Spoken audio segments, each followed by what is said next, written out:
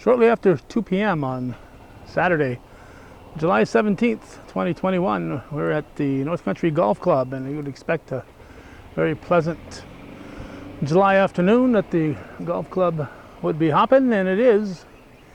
And it's going to be hopping even more so because there's a special gathering here today recognizing Dr. Maurice Racine on his 40 years of practicing medicine in the North Country.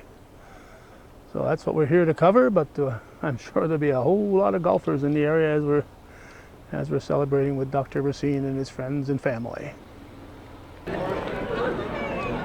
made our way inside, and Dr. Maurice Racine is mingling with the folks. There's a different things set up here for the people to look at and enjoy. Maybe some photos he doesn't want shown anywhere, but they're there.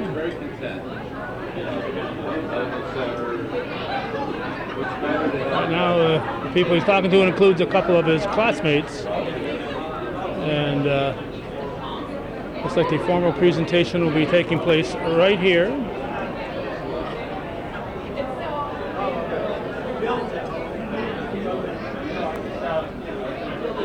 And there is a table set up over here that we want to look at some of these proclamations honoring Dr. Racine on his 40 years from the New York State Assembly.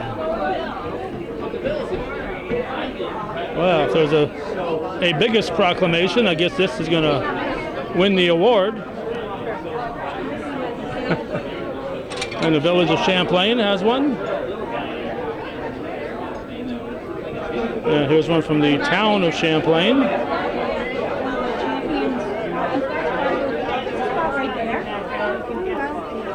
And in the Clinton County Legislature.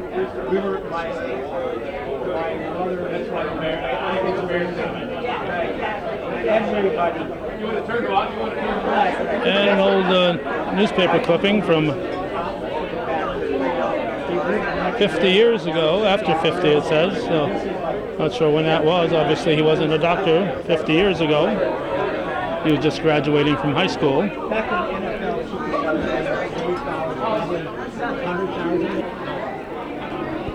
Trying to get a shot here without being close enough to overhear anybody's conversation. Excellent turnout, as we can see.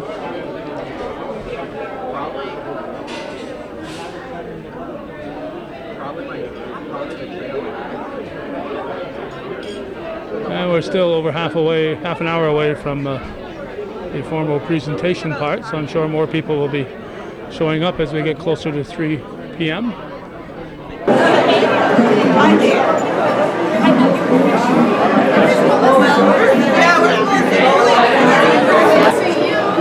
Can you see everybody? Can you get on a chair? Celine, will you get in, please? Great. Look at the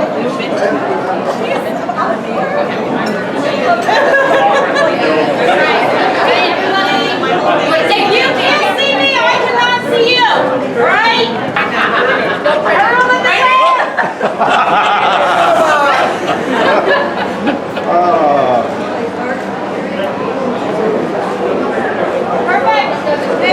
We'll start right on time, something Dr. Racine never does.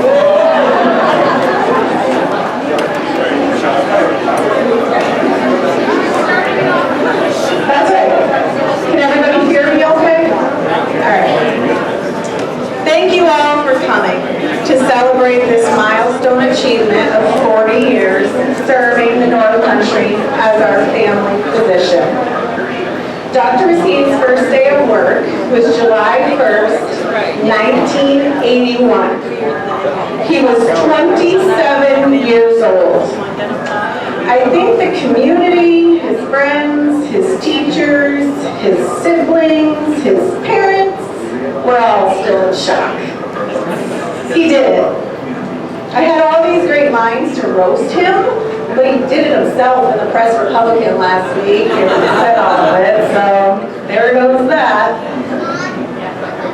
I do want to take time for a few deserved acknowledgments. Laverne, Dr. Racine's beautiful wife.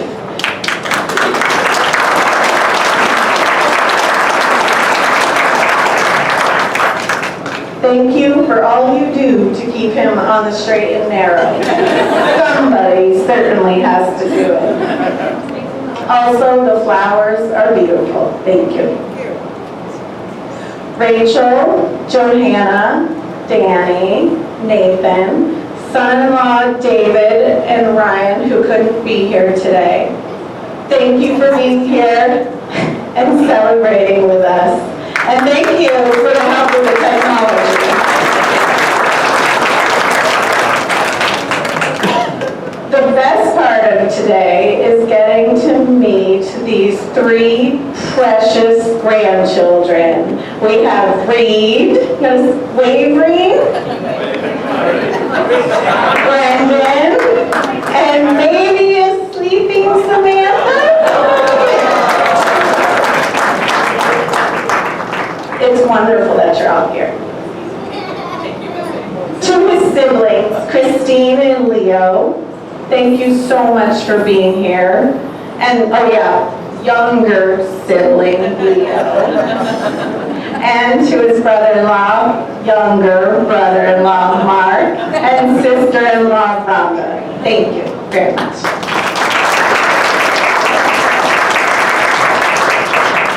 Doc, you might not have seen it yet, but your brother Philip sent you a nice message on the video too, so you'll have to watch that. Maurice Sr. and Lucille would be smiling, or are smiling, down on us right now. They would be so proud of you and your family. So it was an honor to get to know them.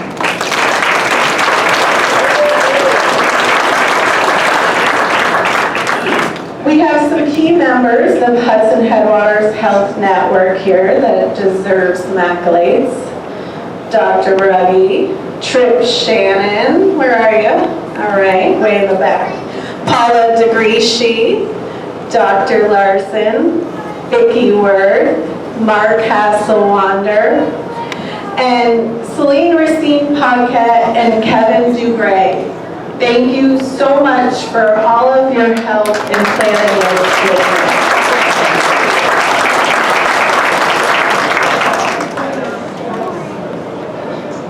I also want to just acknowledge all of the Champlain Family Health crew. I think almost everybody is here, and that's a true testament to you, Doc. Kathy Johnson, would you wave your hand? 19 years, patient services leader. Nicole Davis, not sure, there you are, nurse manager, 13 years. And Dr. Nicole Sirklevich, 6 years, lead physician. Lastly, everyone else in the audience, you're probably his cousin, right? Just kidding, or a grateful patient. For everyone that donated to Dr. Racine's endowment, thank you for your generosity. That will be used to continue his innovation and service in our community. At this time, I would like to ask the founder of Hudson Headwaters, who is also proudly celebrating the establishment of Hudson Headwaters Health Network's 40th anniversary, to come forward. Dr. Ruggie has served 10 years CEO of the network from its founding in 1981. And he did that the entire time while practicing as a physician. Most recently, he practiced in Chestertown and Warrensburg. During that time, he oversaw the growth of the network. We now have 21 health centers serving 7,200 miles and over 100,000 patients.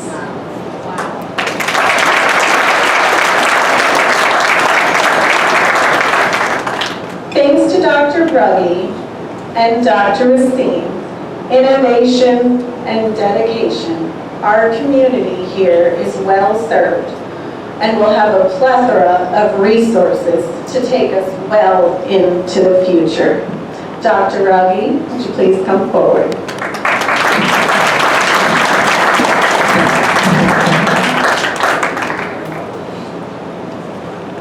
Is this working?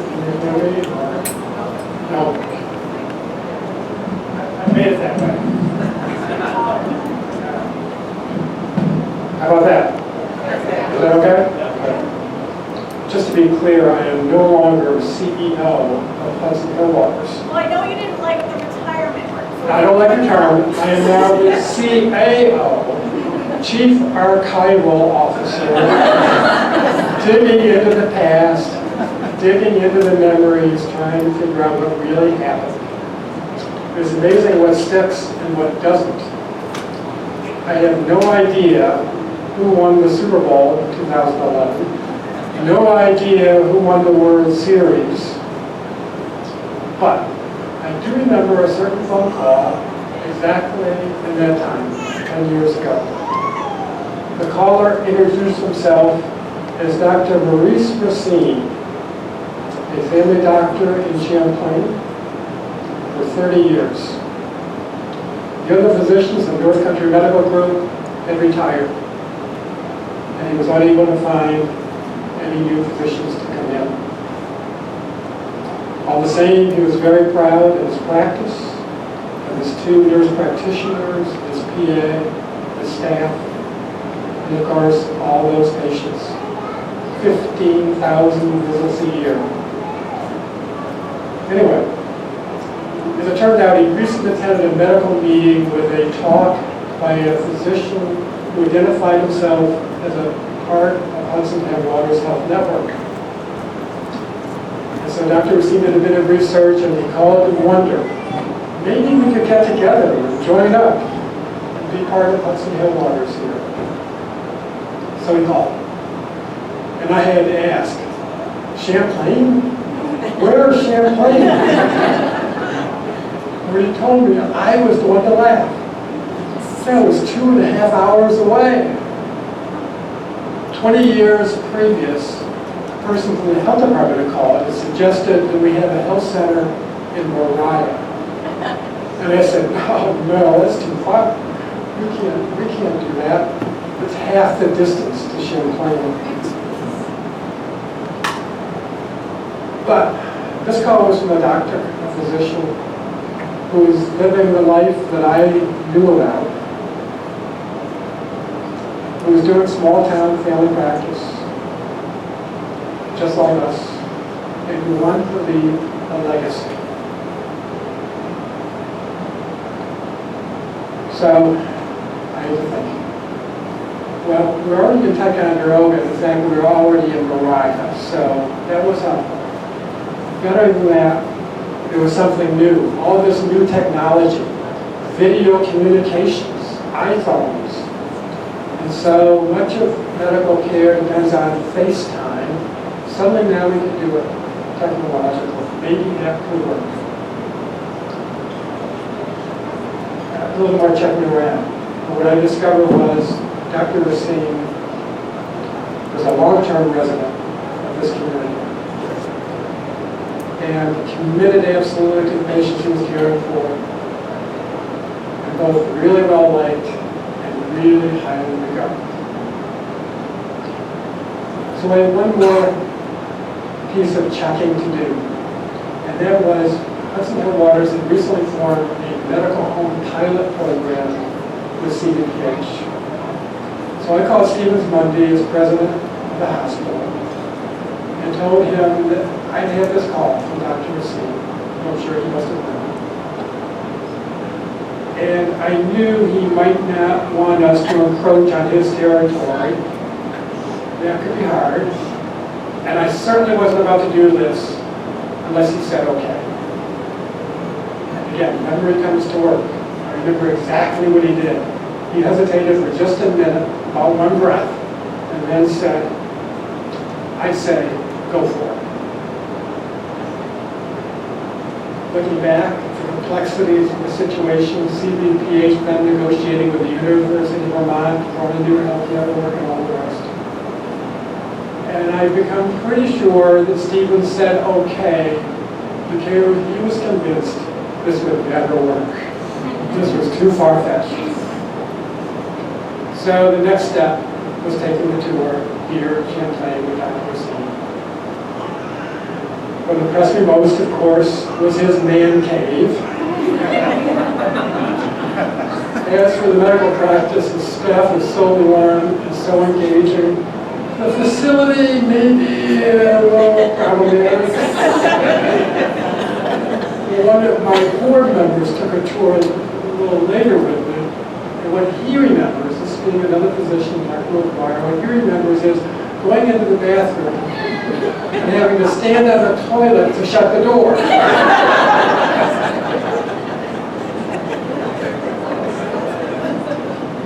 So anyway, we started in 2012, we started up. Quite the success.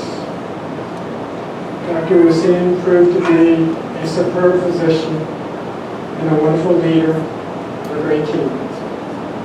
The providers were skilled and also dedicated.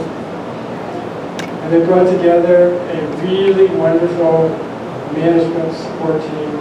I'm speaking of Melissa Woolley, for example.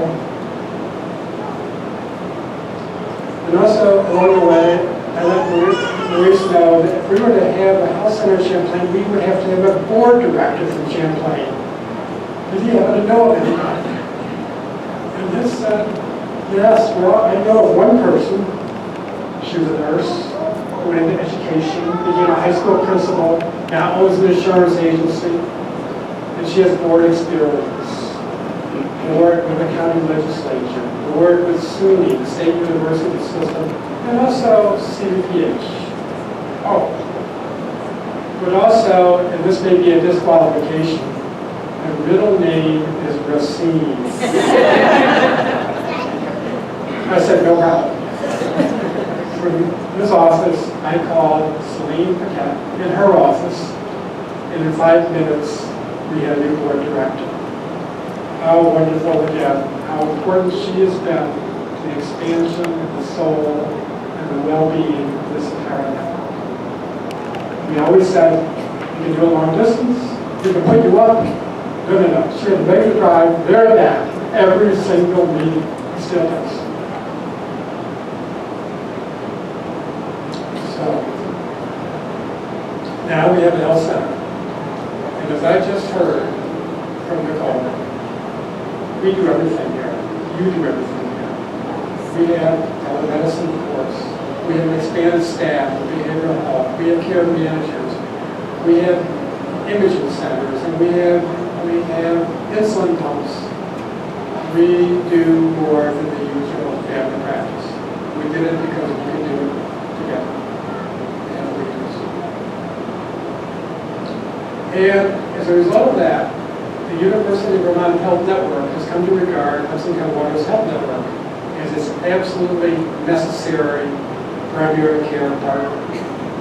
That led to the Plattsburgh Health Center. That led to a new facility in Ticonderoga, and that's going to lead to many more things because of what happened here.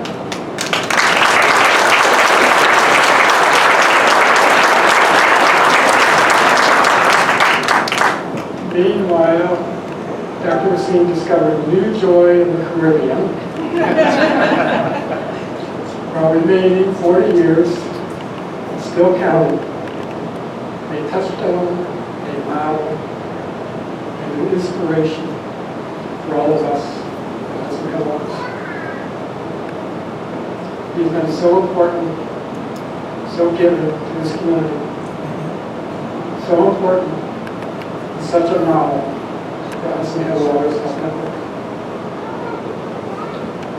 We feel so fortunate and lucky to have had the experience of you being with us. We can only hope that you feel the same. Thank you.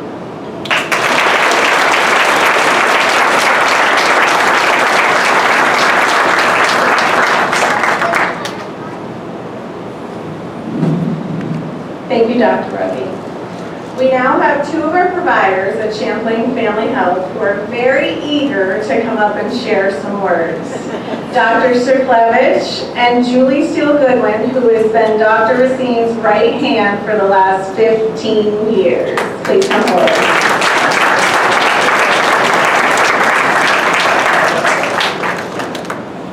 I don't know if eager for public speaking is really the right word, but I'm going to go anyway because it's important.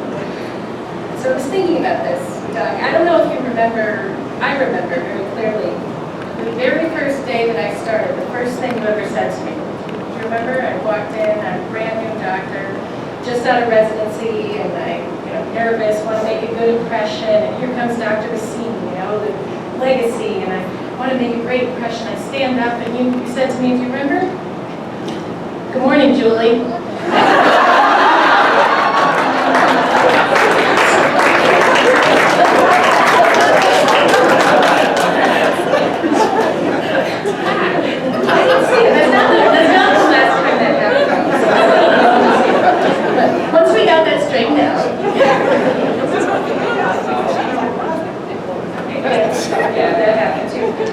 Once we got that straightened out, though, there was a lot of other fantastic advice and chances to make an impression. And later in the day, you told me you were, now that I was there, going to take a break, a much deserved break, which was a little daunting too. But you gave me some advice. You said, trust this team. There's a really great team of people here. And I did, and found out that you had built something so incredible where every single person who's there cares so deeply about the community and the patients, and they're never going to let me make a mistake taking care of patients, and it felt pretty great. And there's been a lot of other advice after that. Some I listen to, some I don't. Some of it is kind of with references to hockey that I don't understand, but I always appreciate it. And I think, that's fair, because you would do the same thing. If somebody was giving you advice, you listen, you take it, and then you would do exactly what you felt was right, whether it was listening or not. And I never at any point doubted whether I agree with your decisions or don't, or I never have once doubted how much you care about your patients, and that every decision is made for the good of the practice. And I really respect that. And it's been great to learn from your experience and to watch that and kind of grow with the practice and kind of become a family to me too. And so thank you so much and congratulations, and that's it.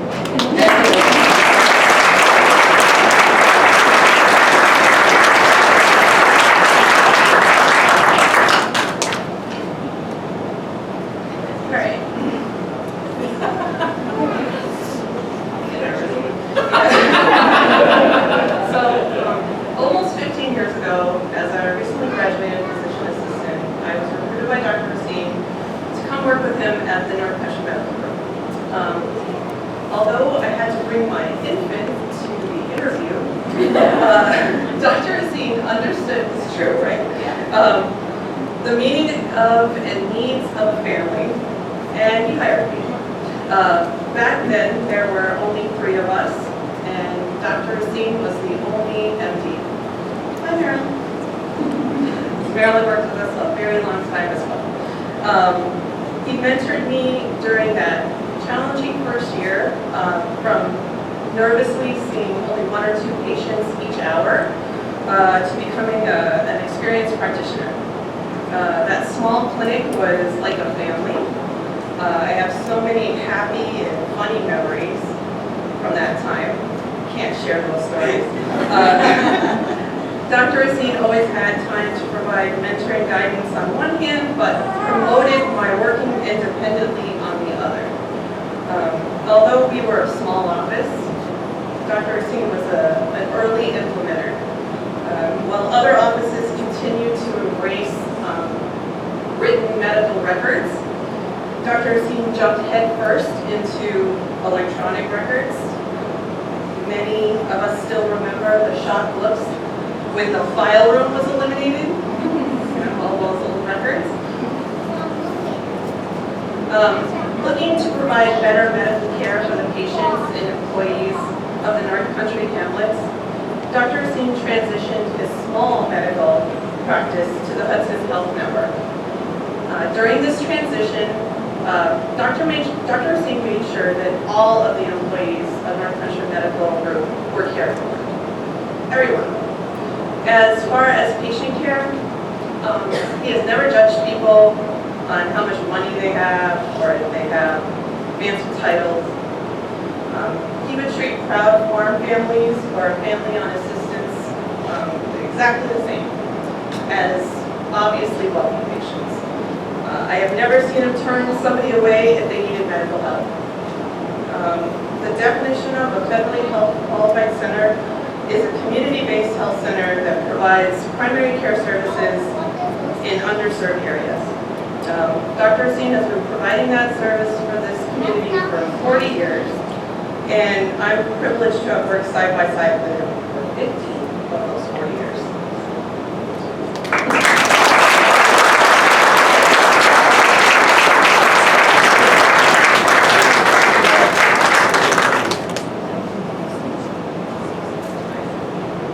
Thank you, Julie and Dr. Sirklevich.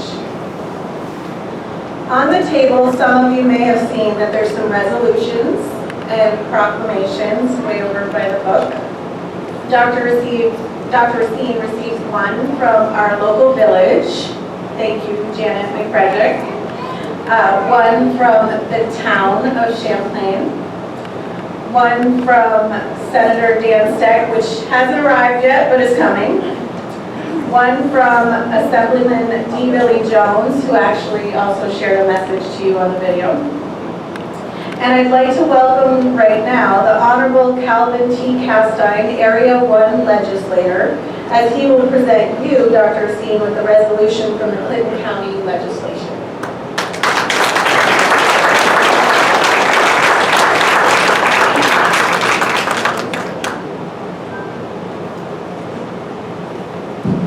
I'm also going to say a few words after this.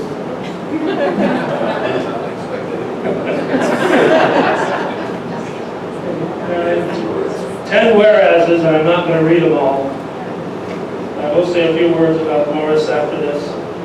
Maurice, congratulations. It gives me a pleasure and an honor to be here to be able to present this to you. First time I met this person, I probably saw Maurice. He was probably in church, and his mother was holding him, trying to keep him quiet. And he was probably in diapers at that time. So things have changed over the years. People are still trying to keep him quiet. So this is what's known as a 5-5 resolution, where all 10 members of this are on this as the moving and the seconding of this. And we're very pleased to present this to you at this time. Thank you, Mike.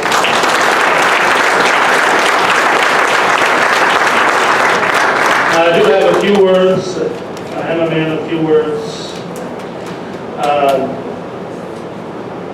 I've always wondered, and I know other people speculate on this, why do they call it a practice? You know, have you got it right yet?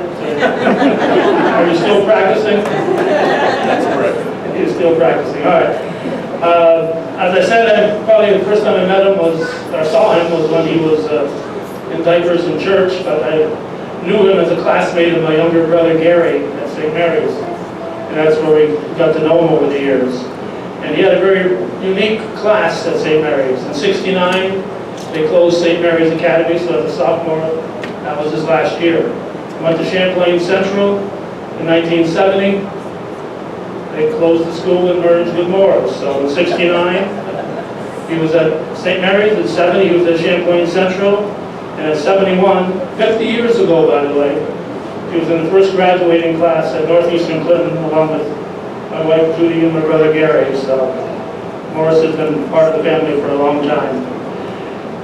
It was our good fortune when he chose to return to the North Country 10 years later in 1981 as Dr. Maurice Racine. But I want to go back briefly to 1960 and the formation of the North Country Medical Group. And it's important that we remember these names: Clifford LaPlante, Lawrence Paquette, Milo Marnes, Richard Collins, Franklin Forbes, Frank Goodrich Jr., Amos Musso, Paul Hogan, Jesse Walker, Raymond Walsh, and John T. Zerlo, John Zerlo Sr., because these folks got together and made the North Country Medical Group happen. They got land donated by Sam and Esther Long, and the North Country Medical Center construction was 60 years ago, in 1961, and it was constructed by Jules Trahan. Our first doctor here was Dr. Schulteis, and in 1963, another local boy that many of us are still fond of, Dr. John Southwick, returned to Champlain. He was joined in 65 by Dr. George Starr, and then Maurice Racine made his triumphant return to Champlain in 1981. And early on, it seems, doesn't seem like that many years ago now, but I remember my father was 62 years old at the time, so it would have been early in 1985. Morris and Dr. Collins made the right call and gave my father another couple decades of life. Over the years, he made countless life or death decisions regarding his patients. But perhaps his greatest decision that will have the biggest impact was already talked about moments ago when he contacted Hudson Headwaters. And the group that formed the North Country Medical Center in 1960 could never have envisioned what we now have at Hudson Headwaters Health Network in Champlain. It will serve as a lasting testimony to Morris's vision for the entire North Country. We are grateful not only for his 40 years and counting of service, but also what we have now as his legacy in the Hudson Headwaters Health Network. And will serve us into the far distant future. So, thank you. Thank you.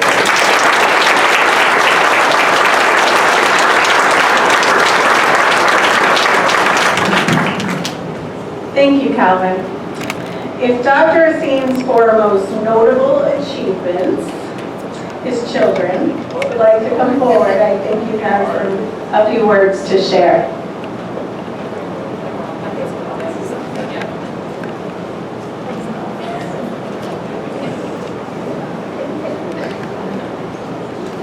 Daddy, you watch the kids for us? Before we hop into our speech on behalf of my siblings and I, first we just want to thank Mr. Lee for everything that he's done organizing this for our father. Frankly, we don't have in this area anymore, so thank you for everything that you've done to me for us and for our mom too. Alright, so I know a lot of you probably read the article in the Press Republican, so there was some dirt he shared, now there's dirt we're going to share. Alright, so we're going to alternate this. So before we get into kind of like sentimental speech about my sister, we're going to start off with the top 10 life lessons from having Mo dad. All right, number 1, if you cannot shoot a deer with a gun, hit it with a car. Number 2, if you accidentally shoot the neighbor's dog, sorry the Petrels, use it as a chance to boast about your marksmanship. Alright, number 3. Boy, we had a lot of driving ones, Dad. It was really hard to narrow it down. Number 3, assume all road cones are filled with cement before targeting them with your vehicle. Yes, Dad, just short the card that way. Alright, Hello. Number 4 is, if it's outside the road, it's yours. Bicycle, clothing, bowling balls, etc. And a cute little story of that, I have neighbors, the one that I told her, if he leaves any bit of clothing on the side of the road, he'll take it. They're like, doctor, no. So we went and grabbed my neighbor's dad's pink sweatshirt, and we left it there, and both to my joy and my dismay, your cousin dad coming home from work, he just stops, looks around, picks it up, grabs it, back in the car, goes. Number 5, it's okay to send your kids to school with a Viagra pen.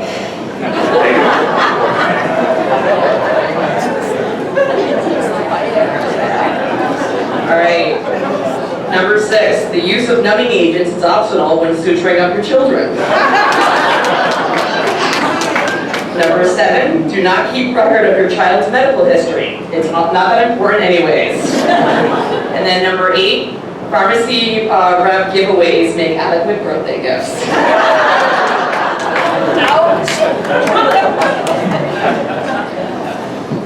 Number 9. That's all I got. Yes. Milkshakes are good for breakfast, lunch, and dinner. 10.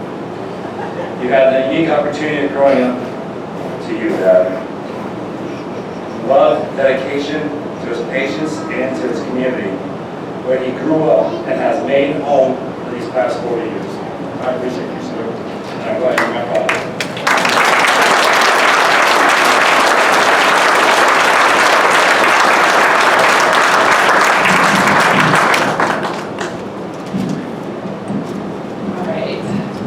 So first of all, I want to thank everybody at Missy. Thank you, but also the staff. I know the Kathy's. Kathy's written my paycheck. Kathy's taken my blood. It's like family. It's great to come back and see all of you. Thank you for everything you've done to support my dad.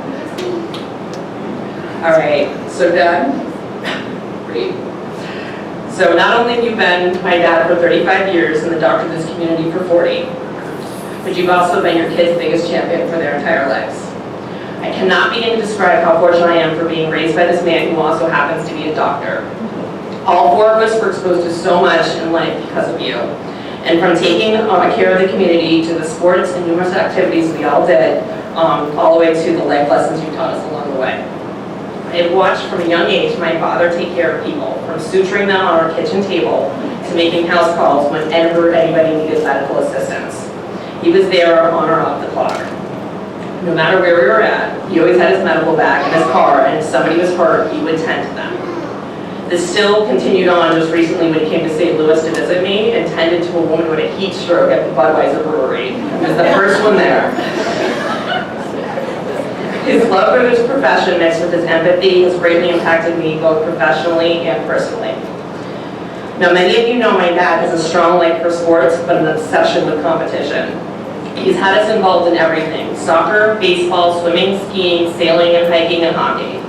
He was always there with us, strapped in a harness, and having us go down to Bunny Hill at Whiteface, teaching us how to hit a ball on the pitching machine after he got home from work. His approach to teaching may be controversial, as I don't recommend buying your daughter a 12-year-old daughter who wants to start snowboarding a garage sale old heavy alpine board, take her up the gondola on Whiteface and say have at it. However, he did teach me to not be afraid what was thrown, God, to be thrown in the fire, and regardless of the situation, you will figure it out. Snowboarding is still one of my biggest passions today. His parenting style and approach to me was to let me mess up and say, that was pretty dumb, Joe. He always embraced my originality and let me do things my way. I had a support system in him in all walks of life, from the crazy things I did as a rebellious teenager to the day I told him I was moving to St. Louis. He was there helping me navigate and pushing me to focus on my goals. He taught me to take risks and to thrive in uncertainty. He inspired me to be career-driven and go after what I want. That life does not go as planned, but it's important to embrace the new opportunities, no matter how scary it was going to be okay. As I moved in my 30s, my dad and I have grown closer than ever. I rarely make a big decision without talking to him, and I'm not sure how I would handle raising this one, my very hyper, accident-prone child, the way without having him around. He's always available, no matter how late at night, to take a call, calm me down, and give me advice. It's to the point now that Reed actually tells me to call Pepe whenever there's any sort of medical situation. Dad, I can go on and on about the stories of how you've helped me, your family, and others, and what a force of life and tremendous person you are. You've had the biggest impact on me and the person that I am today. My competitiveness, ambition, empathy, passion, and stubbornness are my biggest strengths, and I got them from you. They've allowed me to cultivate a successful career and a thriving team, and I love you so much and I'm so proud of your accomplishments. Thank you so much for everything.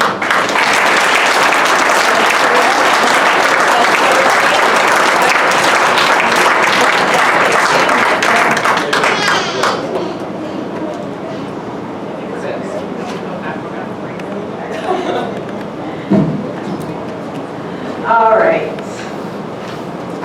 We'll finish up the program, but we're gonna roast them a little. So from weddings, barbecues, Christmas parties, and funerals, I indeed have many memories. Some that make me laugh out loud, some that make me shake my head,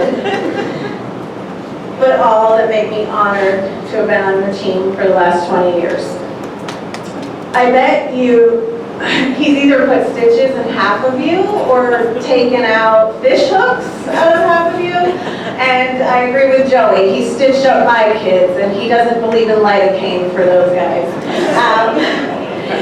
He uses those times for life lessons to give them a little bit of, good parenting. As much as we all need Doc, he needs all of you. He has made so many connections with all of you, and he pinpoints all of them. He has an electrician, he has his car guy, he's got it all. For me, I get to be his SOS. On Sunday mornings, it seems like he'll call and say, hey, I think I need an EKG, I think I'm in an AFib, and I want to make sure of that before I go to the hospital. Or, hey, could you get a provider to write an order for a stat CAT scan? I think I have appendicitis. And he did. Or maybe I need to be bailed out of jail. No, just kidding, just kidding. But if you did, the judge would probably have been your patient and you'd be fine. That's something Dr. Racine has done really well. Private practice is barter. If a patient could not afford his care, Dr. Racine received many things in exchange. I think all of his furniture is from patients. Definitely deer meat, fish, anything you can think of. He's definitely received from patients, but does definitely treasure. Heck, I can even remember a pretty wild Christmas party at my house one year that he got a little out of hand and broke one of my pool sticks for the pool table. He paid me back. He gave me another one that he traded a patient for care with, but I got a new pool stick. But Nathan, I don't know where you are. I think you still owe me some pool balls though. I stole those that night. Now for some fun. We're going to have some doc tales. So we have a few planned speakers, but if anyone that wants to come up after and roast a little bit, we'll definitely invite you up. But I will now hand the mic over to Chris Trombley, Battalion Deputy Fire Coordinator for Clinton County Emergency Services, Champlain Moore's EMS board member, friend, and patient. Please come forward.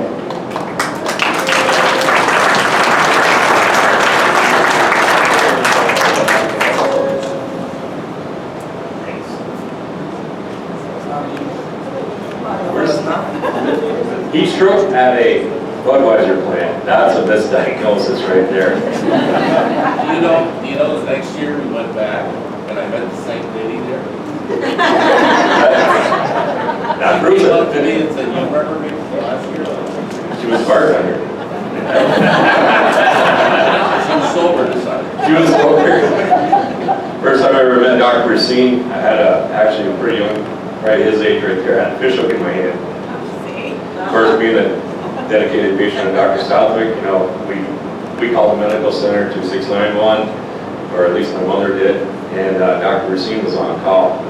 So, come on down to the camp. Come on down to the camp. Of course, this is pretty traumatic for so I had this big old fish hook in my hand along the Great Cheesy River. So we head down to Dr. Racine's camp, and he got it out. I helped him actually do it. It was kind of cool. And that's called, for the visitors here, that's called a medical event, or medical emergency. Going to the Racine camp was a traumatic emergency. But some good memories there. And I remember the day, of course, like I said, I was a patient of Dr. Southwick for a long time. Loved him, still do, great person. And then they told me the bad news, my primary physician was going to be Dr. Racine. And I kind of knew him fairly well by that point. but I was still a little hesitant, to be honest with you. So he walks in the room, and I'm like, boy, do I really want this to happen? And he came in from one of his hockey injuries, and he's limping. He's got a cut above here, a cut over here. I think it was Mary Jo Juneau that said, look at it this way. You're going to have a doctor who's always going to be in worse shape than you. So that was kind of nice. All kidding aside, we've had a lot of emergencies, of course, both medical and natural disasters. Of course, the ice storm of '98. I remember I was working down in Plattsburgh at the emergency services office, and I called Dr. Racine, and we had a situation where early on in the ice storm, and of course the northern tier was a little bit more affected than the Plattsburgh area at the time, that's Celine can attest to. And we had some issues with people getting medication. He came right in, and all of a sudden he was calling all the pharmacists in the whole county. It was pretty amazing. A couple of weeks into the ice storm, and we thought we had a pretty coordinated event going on, which I think we did. But all of a sudden this tractor trailer rolls in and it's half full of bread and another half full of milk, which was hard to get at that time. And we had no idea where it came from. And we looked and we searched and we called. No one in the state level knew, no one at the county level knew. But it was from Dr. Racine, and that was a pretty amazing event, especially since he didn't tell us it was coming. So what do you do with a whole tractor trailer full of milk and bread, right? And what you probably didn't know is after we took care of the people here, we went up across the border to our friends in Canada, you probably know this, and St. Bernard and Hemingford, who are part of our mutual aid system. And when you think you got it really bad, it's always somebody that has it worse. And these people, I mean, we saw people dying up there just across the border. But that milk and bread went a long way, and that was from your own pocket, so we'll never forget that. As a young EMT, unfortunately we had a situation where Lucille, his mother, needed to be transported to the hospital. And I showed up, I forgot who the driver was, I was in the back, and Dr. Racine was there, her loving son. And he's like, I'm going to ride with you. And I'm like, oh, this is not going to go well. So I was nervous, but he let me take care of her. And what I saw that day and that night, it was pretty early in the morning. We took her down a couple times, was a loving son, a very talented loving son who just adored his parents and adored his mother. And it was a really touching event. It was a nice, quiet ride. We took care of Lucille and all went well.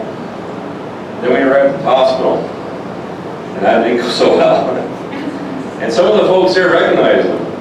And I remember the young charge nurse said, who the hell does this guy think he is? And I'm like, I don't know this guy. Must be one of the doctors here or something. So I hurried up and we turned the ambulance around and we headed back north, but he took charge when he was there. I don't know if he had the power there, but he definitely took charge of your mother's care. That was pretty amazing to see. Former's supposed to have spotless. Oh, it was spotless. I mean, I'm supposed to roast it, I know, but we'll get to that later. But Dr. Racine, when we were down here, and as a patient, I can just remember going and being sick, and he would always take me out to the generator room, and he would spot the generator, and he was trying to expand the medical center. And I'm sicker than a dog, I don't want to hear about this, but he had a vision, and I wish I would have appreciated it a little bit more than I do now, but he had a vision back then of providing going to the next level, bringing it to the next phase, if you will, and then collaborating with somebody. And all I wanted was, I'm sicker than a dog, all I wanted was my zithromycin. I just wanted to get out of there, just bring me a script and let's go. But I really did listen to him a couple times, and as an emergency services personnel, he really cared. He knew the collaboration with us was important, and that was so critical, especially on the EMS level. And as we developed Champlain Moore's EMS over the last 10 years especially, over the last 5 years especially, and we needed 8 people, and he really integrated and got that collaboration together with us in the medical center. So that was really nice to see. Working on Hudson Headwaters was just, that whole network was just amazing. We have a resolution, of course, from the fire district and a few other folks that we, as Missy said, it's up here. And everything from providing free medical physicals and for the new employees or the new firefighters, that stuff goes a long way. It's never forgotten, so we really appreciate that. I'm not going to beat you up too much, but I knew Hudson Headwaters was the right thing to do when we got them in there. Just having magazines that were less than a year old was just amazing. So, thank you for all your work. Thank you for all your dedication. And on behalf of Clinton County Emergency Services, Champlain Morris EMS, Champlain Fire District, thank you very much.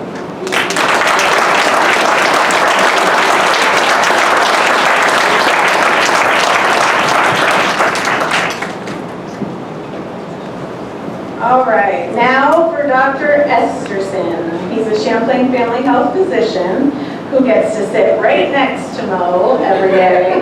They share dad jokes all the time. So come on up, Dr. Esterson.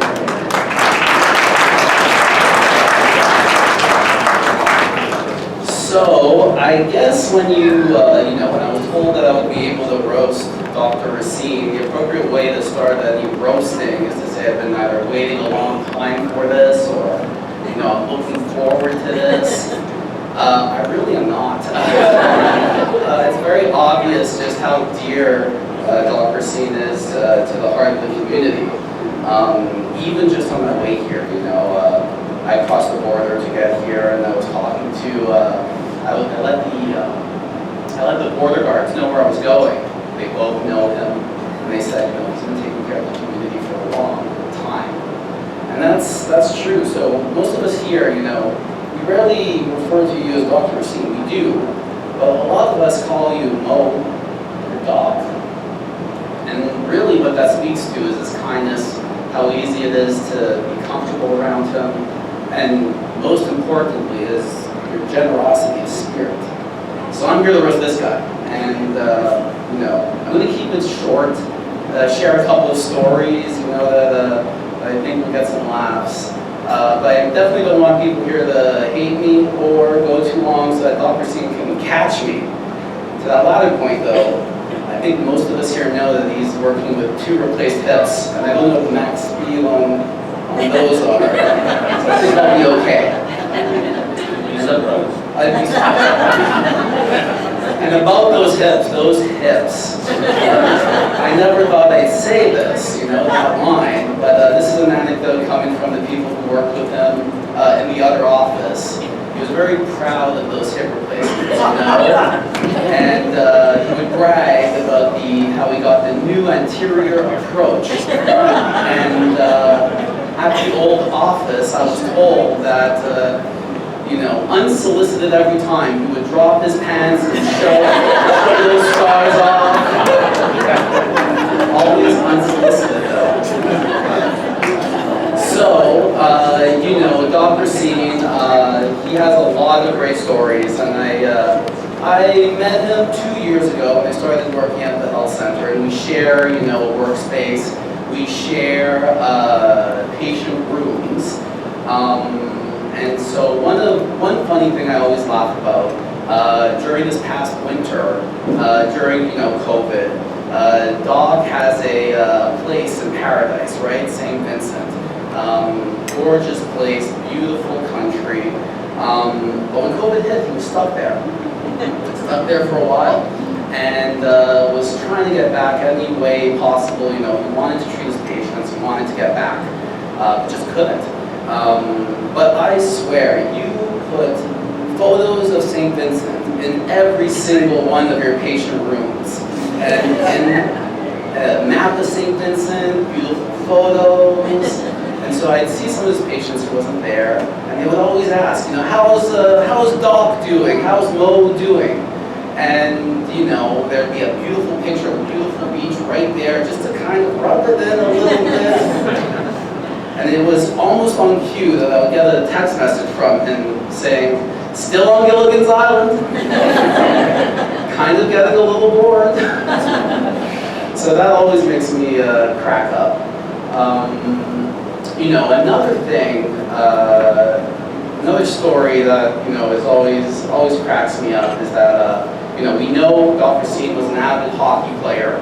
I'm sure many of you here have played hockey with him. And in hockey, there's different types of players. You have the finesse guys, you have the speedsters, but but Dr. Racine is very proud to boast that he's an enforcer. And so he's a tough guy. He's a tough guy. And getting to know his patients, getting to have the privilege of caring for the people he's been caring for his whole career, it's always so funny because they will brag about the time that Dr. Racine checked them into the boards and laid them out flat on the ice. And there's these stories of how he check a guy and cause him to get cut, and that same night drag him to the health center and stitch him up. So that's really funny. And so he is a tough guy. He's a very tough guy. So tough. One story he shares with me very often is the story of his first colonoscopy. And the story always starts with a lot of bravado about how, he was going in for his first colonoscopy and he refused all anesthesia or pain medications. The story then ends in a lot of regret. As he talks about, the inevitable pain that he felt and how he's never going to do that again. 11 polyps later. 11 polyps later. So, hockey hits and gut health. It's a weird combination. Yeah, so, is there anything else to add over there? It's not really, I didn't want to lay it on too thick. But, joking aside, I've been really privileged to share a workspace with him, to have access to his wisdom and to his experience, and definitely your support as I start my practice in this community has meant a lot, and I appreciate it. And so thanks a lot.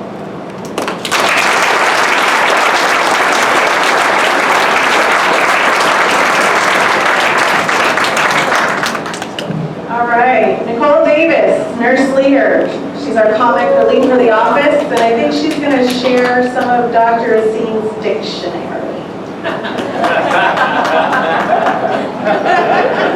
We'll still be friends after.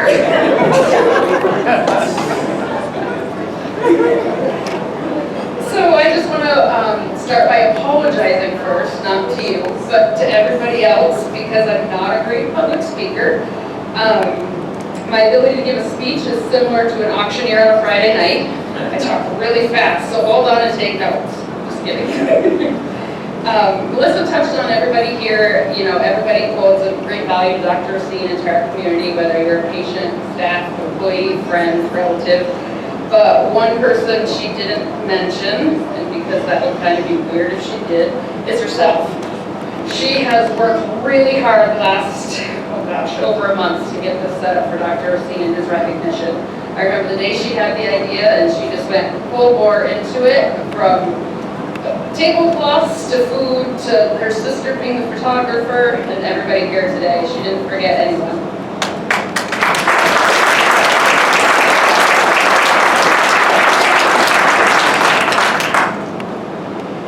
So one of the things that you're taught in nursing school is to pay attention to trends. This is also something that Dr. Racine taught me early along in my career, since I've been with him a little over 13 years.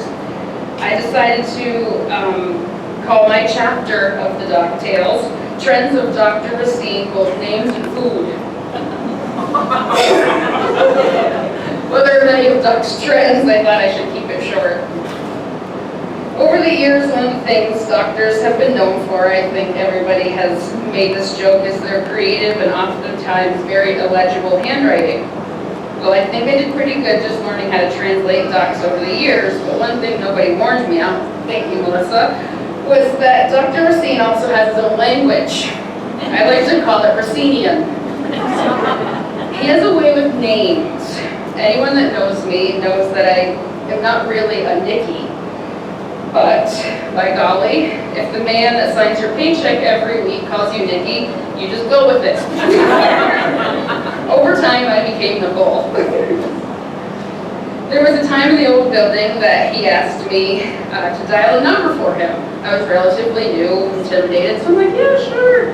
pop up to the phone and dial the number. Didn't know who he was calling. And when the person on the other line answered, he said, "Hey, Knockbauer, it's Mo." It was Dr. Knockbauer. Shabadoo Sandy worked in our office for a very short time, and anyone that knew her knew she was very quiet and sweet. But the entire time she worked with us, he would refer to her as Shalaboo. He signed her check too, so she didn't say anything. Whenever Doc wants records from CBPH, he'll look at you and say, "Can you get one Solarium and print that for me?" What he means is Sorium. But for our newer staff, this becomes a challenge, and if you have looked at us seasoned staff and said, "Where's the Solarium in this building?" Or folks just don't know Racine yet. Doc will often refer his female patients to Sherlock when they need any GYN care. This is Dr. Cholak. So for my food portion of Doc Tales, I'd like to say that Doc has always been very proud about his healthy eating habits, his exercise, and how well he takes care of himself, and I agree, you do. But there are certain times where I'm not so sure it's safe for yourself or others. Lisa Castine, who's no longer with us, she took a position elsewhere years ago, was 8 months pregnant. And back then we had drug reps, and they brought an astronomical amount of food. We'd all belly up at this table, and she had a delicious looking brownie, and he reached over and took it. If looks could kill, I don't think that was good for you. Dr. Racine went through a phase of needing his car brought to Parker's in Champlain quite often. And some of us were very lucky to give him a ride. Offered to take my car one time. He said, "No, Nikki, hop in mine." We got in, and in the console there was just an empty tuna can. I still have no idea why, and I didn't ask.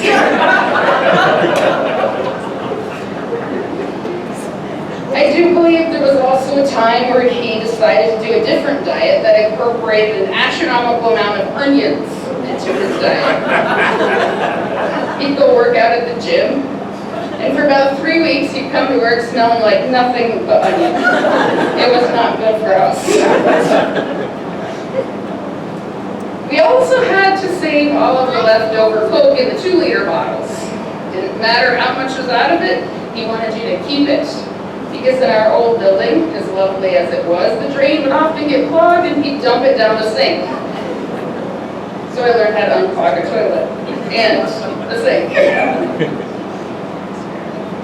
The last thing I want to mention is the most bizarre to me, and I still have yet to ask. He would always order a salad, hence being a healthy eater. But if he had leftover salad, or if they brought like a shareable size, he put the lettuce in the freezer. We still have no idea to this day why, and I'd love to know, did you eat it?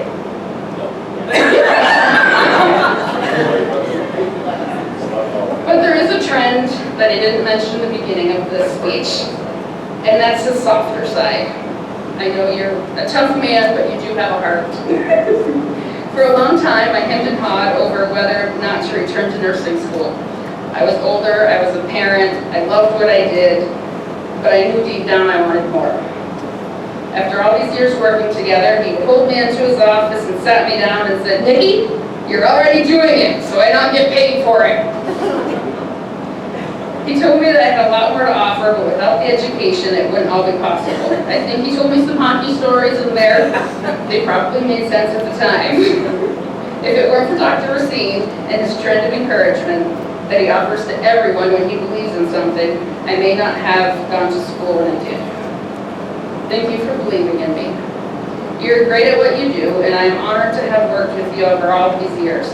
No matter what part of our lives you have entered, whether it be the beginning, the middle, or near the end, I think we can all say you've had a positive and lasting impact on all of our lives. Congrats to 40 years.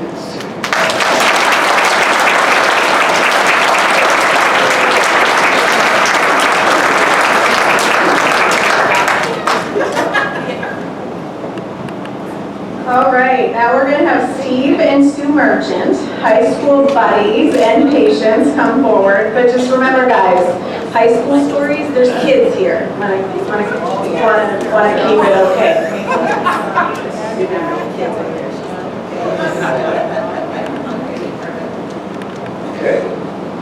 Okay, my name is Steve Merchant, my wife is Sue. Okay. As I said, Mo and I were 1971 graduates, along with Sue, and we guest and there's a few others here. Before I get going on my speech, I have to say I'm going to claim that I'm going senile. So anything, Mo, before you start dialing your lawyer and lawsuits and all that, you can't use it. She's going to go to court and say that I'm senile and nothing I'm saying now can be used against me, just so you know that, okay? Thank you. Okay. Taking you back to 1970-71, the guys had groups, not as bad as the Hells Angels, but bad enough. There was a group called the Cousins, C-U-Z-Z-I-N-S, and there was a group called the OSD. Any of you know what the OSD stood for? Yep. You know? Yeah, Wall Street Drums. Okay, well, you know what the OSD stood for. It was the Oak Street Drums, of which Mo was part of. We weren't choir boys.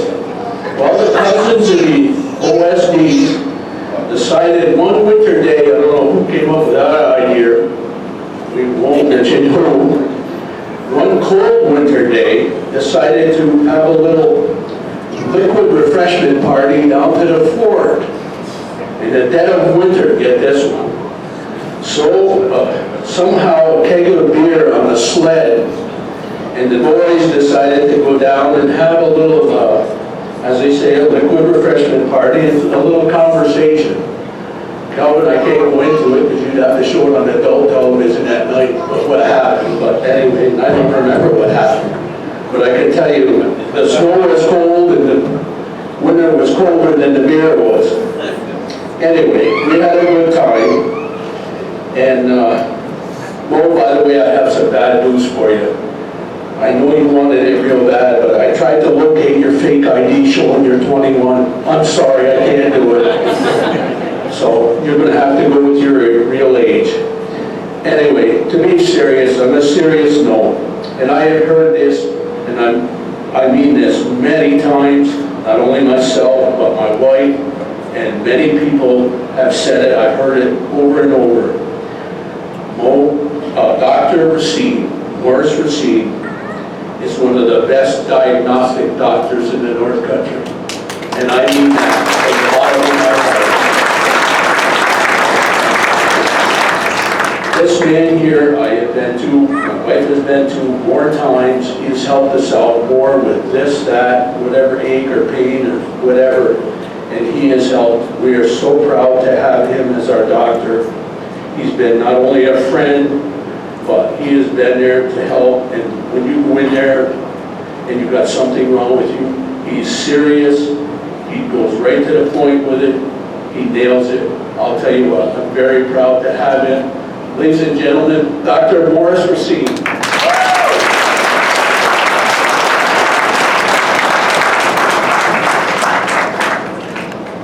I'm terrible at public speaking, and I know I've heard that from a few others, but boy, you sounded a lot better than what I'm going to. When Melissa called us, we both thought about whether or not we wanted to speak, and I told her I'd call her back.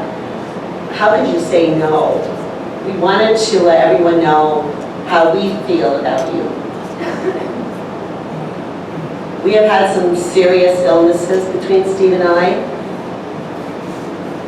Not so much now because we had good health care.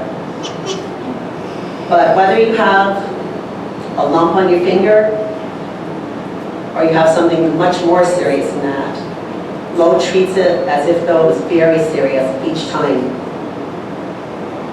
He looks at you, he evaluates you, he listens to you. And listening is one of the best qualities that any doctor can have for their patient. You treat us with compassion, with understanding, and with professionalism. You're a real asset to this community, and we are very thankful for that.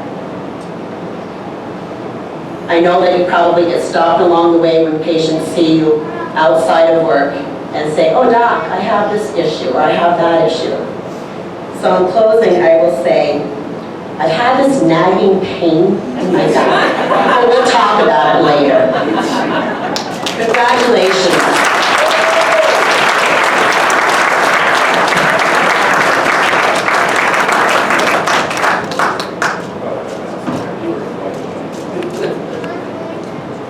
Hey, if you don't, I'd like to make an amendment to Steve's statement. The best diagnostic doctor except for when it comes to himself, because not too long ago, he searched somebody with about a ruptured appendix walk, what was it, half a mile to the hospital because he got him at what? When your appendix, how long did it walk? What's that word? Yeah, so completely couldn't accept it. Anybody else would have had it in a nutshell except for him. Patients first. But I got my own word soon after somebody, we had a client there and was going to have a ruptured appendix because he got picked out or something. So.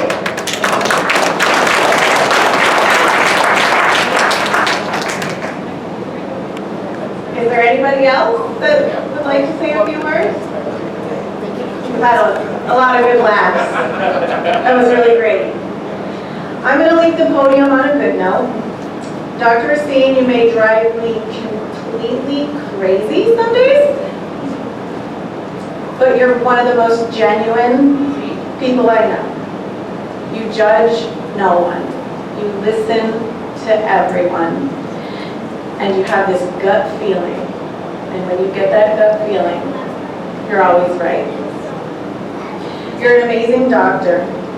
You've given 110% to your community, to your patients, to your staff, but really, I have to say your staff, to your family. We are your family. Thank you, everyone. Doc, I look forward to continuing to work with you because you're not retiring yet. But, you know, I know you're going to fade off into the sunset and you don't like that R word. But now, does the honoree want to come up and defend himself? Dr. Maurice Racine.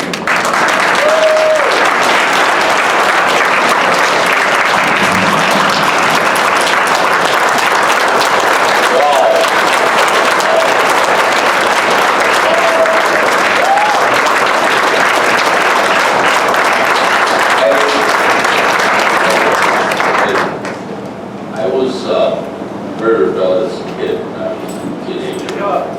Was that? Do I be sweet louder? Is that the problem? Can everybody hear me? I was very, very rebellious.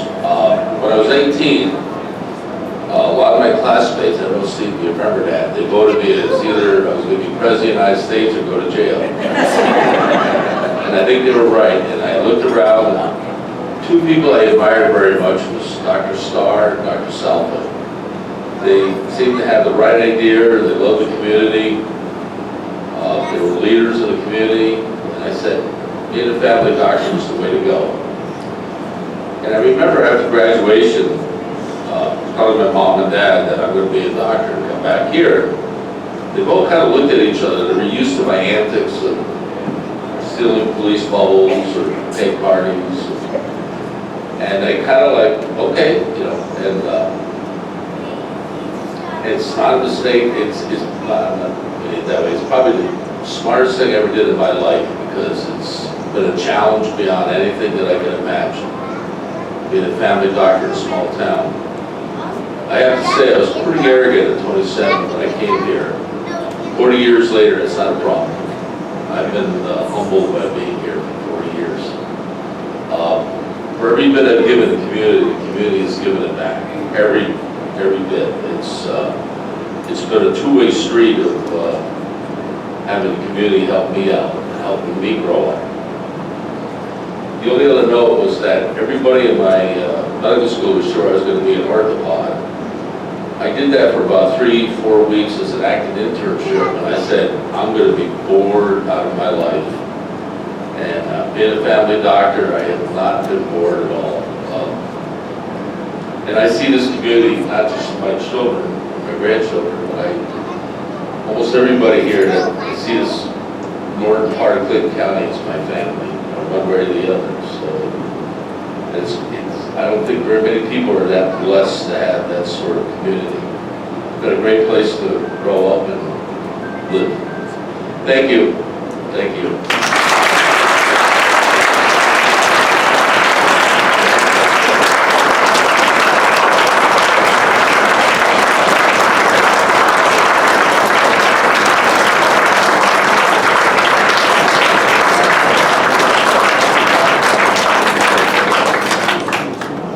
Thank you all so much for coming. Still grab another drink and chit chat with Doc, but thank you very much.